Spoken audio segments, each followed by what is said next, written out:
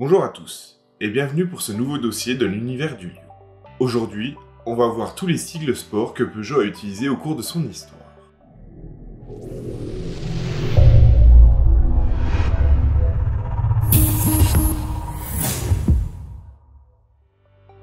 La première appellation sport fut le C. C pour course. Elle apparut sur la Type 68 en 1905. L'appellation suivante est le S comme sport. Elle fut utilisée dans un premier temps, en 1907, sur la Type 92 et sur la Type 95. À cette époque, c'était une carrosserie qui s'appelait Sport. Vient ensuite la 201, qui reçut le badge S et SC. La 201S a été produite à 50 exemplaires et la SC à 353 exemplaires. Ces deux versions utilisaient le moteur SE3 de 1084 cm3 de 30 chevaux. La 201 exista aussi avec le badge X. Un peu moins puissant, elle utilisait un moteur Bugatti. On retrouva le badge S sur la 304. La 304S faisait 74,5 chevaux avec un châssis retravaillé. Plus tard, la 305 recevra aussi le badge S, avec 89 chevaux. On peut aussi parler de la 206, qui reçut une édition spéciale Sport, sur base de 206 S16. On passe ensuite à l'appellation DS. Ici, rien à voir avec Citroën. L'appellation DS était disponible sur les 302 et 402. Peut-être que certains auront déjà compris de quelle voiture je parle, avec leur bleu caractéristique. C'est les 302 et 402 Darlmat. Le DS veut dire Darlmat Sport. Ces voitures étaient disponibles au catalogue de Peugeot. Elle faisait 70 chevaux. Elle a été produite pendant 2 années à 105 exemplaires. Le badge suivant est un peu moins sportif. Le GT pour Grand Tourisme. Cette appellation a connu une longue carrière chez Peugeot et est encore d'actualité. Tout commença avec la 404 GT, avec un moteur de 68 chevaux. Vient ensuite la 305 GT qui remplacera la 305S qu'on a vue auparavant. Le moteur passe à 94 chevaux, puis 105, avec le moteur XU 1,9 litre à carbu double corps. Passons ensuite à la 205 GT. Elle reprend le moteur de la 104 ZS, le XY8. Puis passe à un TU au cours de sa carrière. Avec une puissance de 85 chevaux, c'est le même moteur qu'on retrouvera sous les 205 XS et XT.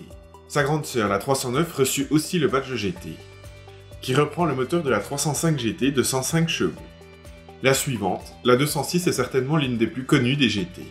Avec ses pare-chocs proéminents, elle a servi à Peugeot d'homologuer la 206 WRC pour les rallyes. Elle reprend comme base une 206 S16 et faisait 138 chevaux.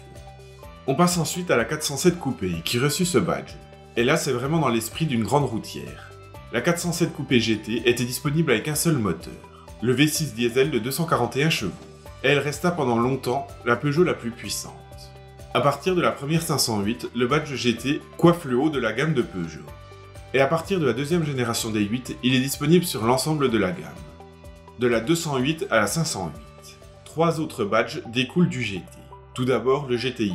Je ne vais pas refaire toute l'histoire du GTI chez Peugeot, j'ai déjà fait un dossier, vous pouvez aller le voir. Le badge suivant est GTX. Elle était apposée à la 305. Elle reprend comme base la 305 GT avec une boîte plus courte. On a ensuite eu droit au diesel, les GTD. Sur la 505 GTD Turbo et la 604 GTD Turbo. 110 chevaux pour la 505 et 95 pour la 604. On repart en 1976. La 104 fut la seule à recevoir ce badge-là, le ZS, puis ZS2, avec une puissance allant de 66 à 93 chevaux pour la ZS2, une vraie bombinette magnifique. La 505 reçut le badge GTI, pourtant ce n'était pas la plus puissante des 505. Ce titre revenait à la turbo-injection. Elle faisait 180 chevaux. Dans les années 80, elle rivalisait avec les Allemands. On reste avec le turbo, mais cette fois-ci en diesel. Le TD était disponible sur la 205. Ce turbo diesel marchait plutôt bien avec ses 78 chevaux. On peut la comparer ainsi avec la 205 XS et GT, mais en diesel. On reste avec une 205 turbo, disponible uniquement à 200 exemplaires. La 205 T16 reprenait un bloc 1,8 litre XU avec un turbo. Elle faisait 200 chevaux. Comme la 206 GT, elle permit à Peugeot d'homologuer la 205 pour le groupe B. La 405 reçut aussi le badge T16. Le bloc XU passe à 2 litres, mais la puissance est toujours de 200 chevaux. Avec un overboost, elle passe à 220 chevaux le temps de quelques secondes. Le tout est toujours envoyé aux 4 roues motrices. Elle aura été produite à 1046 exemplaires. Et avec la 205 T16, elles restèrent les deux modèles les plus puissants de Peugeot pendant quelques années. On va encore parler de la 205 avec un autre badge sportif, les versions Rallye. Elle sort en 1989.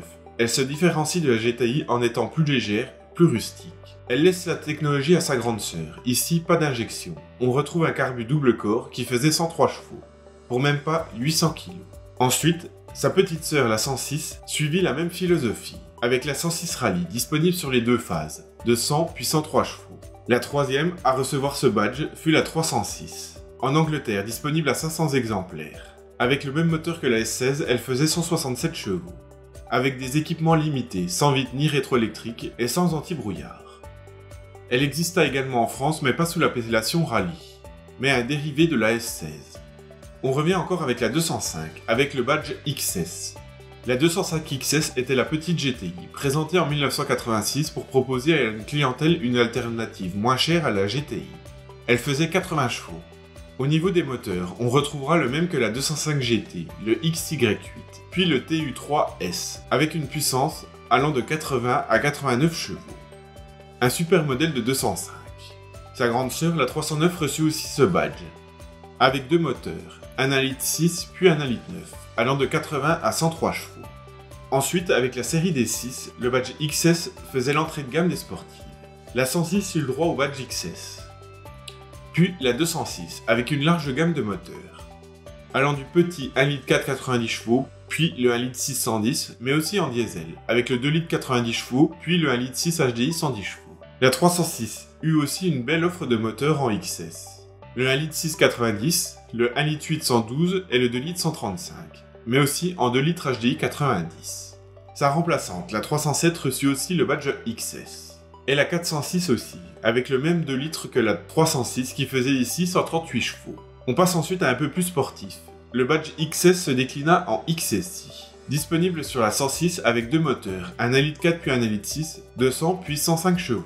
Sur la 306, elle commença à 123 chevaux pour finir à 135 chevaux, avec une culasse 16 soupapes.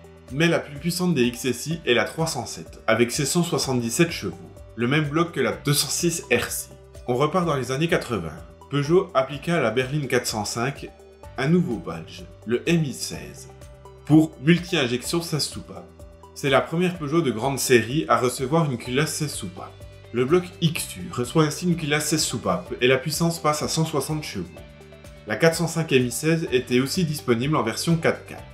Une meilleure motricité mais pour un poids un peu plus lourd. On reste dans les berlines, avec des appellations qui ont un peu une connotation sportive sur celle-ci. Les TI, SRI, STI et SRTI. On retrouve ces appellations sur les 504, les 505, puis les 405 et les 605. Ainsi, une 405 SRI reprend le bloc de la 205 GTI 1,9 litre, et la 605 SRTI reprend le bloc XU, puissance passée à 150 chevaux. C'est le bloc appelé TCT qu'on retrouvera sous le capot de la 806. Pour remplacer le badge GTI qui se faisait flinguer par les assurances en France, Peugeot sortit le badge S16. C'est la 106 qui reçut pour la première fois ce badge. Le petit moteur TU reçoit ainsi donc une culasse à 16 soupapes, et sa puissance passe à 120 chevaux. La digne héritière de la 205 GTI. La 306 reçut aussi le badge S16. Elle commença avec une puissance de 150 chevaux pour finir à 167 chevaux avec une boîte 6. C'est la gamme la plus puissante de ces voitures. La 206 reçut aussi le badge S16. On retrouve sous le capot le nouveau moteur 2 litres EW avec une culasse 16 soupapes. La puissance est de 137 chevaux, mais elle déçut car elle était moins performante que la 205 GTI. Pour remplacer cela, Peugeot sortit donc le badge RC. Le moteur de la 206 S16 part chez les Anglais de Lotus. Pour son développement, il sera fini par les équipes de Peugeot et sortira ainsi 180 chevaux. Mais ce ne fut pas la seule RC. On passe ensuite à la 207, qui troque ce 2 litres pour un 1,6 litre turbocompressé développé avec BMW. C'est le THP de 175 chevaux. Elle était aussi disponible en 207 SW RC. En Suisse, il exista la 106 RC, qui était sur une base de 106 S16. En 2004, Peugeot présente le concept de 1007 RC, qui donna lieu à une série spéciale de 1007 RC, avec un moteur de 1,6 litre 110 chevaux. Rien de bien sportif. Les Allemands ont eu le droit à une série spéciale sur de nombreux modèles, le RC Line. On commence avec la 206 CC. On reconnaît ces modèles RC Line avec leur grille de calandre bien spécifique. La 206cc RC Line était disponible avec le 1 litre 610 essence et le 1 litre 610 diesel. Si tout se passe bien, je vous en présenterai une bientôt sur la chaîne. On continue avec la 207 RC Line, avec de très belles jantes. Puis la 307 RC Line, en Suisse cette fois-ci, avec comme base une 307 XSI, et un intérieur noir et rouge. On repart chez les Allemands avec la 307 SW RC Line, avec le diesel de 136 chevaux. L'autre break RC Line fut la 407, avec la 407 SW RC Line, disponible avec le 2 litres de 70 chevaux ou le V6 de 204 chevaux. C'était la voiture des pilotes de la 908. La 1007 reçut aussi le badge RC Line, avec les mêmes caractéristiques que la 1007 RC. On passe ensuite à l'autre badge, on enlève quelques lettres pour n'en garder qu'une seule, le R. Elle fut apposée à un seul véhicule, la RCZR. Le bloc THP passe ici à 270 chevaux. Elle remplaça donc la 407 coupée pour le titre de la Peugeot la plus puissante, et ce pendant quelques années, jusqu'à ce que la 308 GTI récupère ce bloc pour être ex aequo. Après cela, Peugeot réutilisa le GTI pour sa gamme sportive, jusqu'à ce qu'il l'arrête avec la fin de la 308. Le nouveau badge sportif de chez Peugeot est le PSE. La 508 PSE est l'unique exemplaire pour le moment.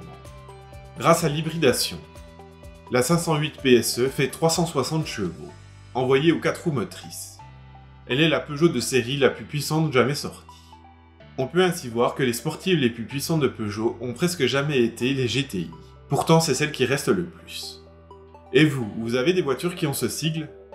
N'hésitez pas à venir en parler dans les commentaires. Est-ce qu'un tournoi pour savoir quel sigle vous préférez vous intéresserait-il? Ou un tournoi entre toutes les sportives de chez Peugeot? N'hésitez pas à venir en débattre dans les commentaires, à mettre un pouce bleu et à vous abonner. Merci, et à la semaine prochaine. A plus!